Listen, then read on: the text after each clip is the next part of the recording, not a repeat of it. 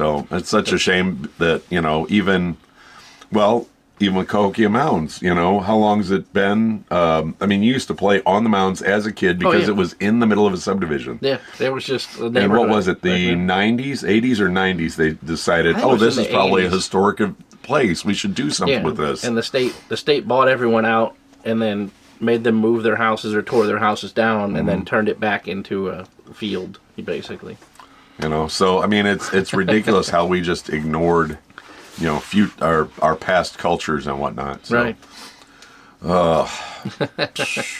So, the Chinese pyramids, and there are over 40 pyramids in China, mainly in Shaanxi province, and those were tombs for early emperors, and they were intentionally covered with vegetation to resemble natural hills. Right. Now, the whole covered in vegetation, they've been doing LiDAR in Africa and finding all these ancient civilizations using the LiDAR because it measures, up and down. You can see through the canopy. Right. So there was a kid recently who told scientists that he thinks he's discovered part of the Mayan culture that no one ever knew about because he was following lines.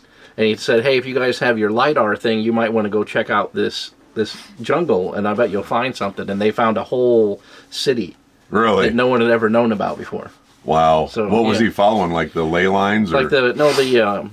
Like where old cart paths used to be. Oh, gotcha. And he saw ones that went from the city down into the jungle, and then they came out again in another city.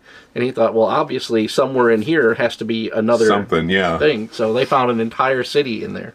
Wow. Using LiDAR. That is awesome. Yeah. So the tallest is the Great Pyramid of Giza, originally 146.6 meters tall.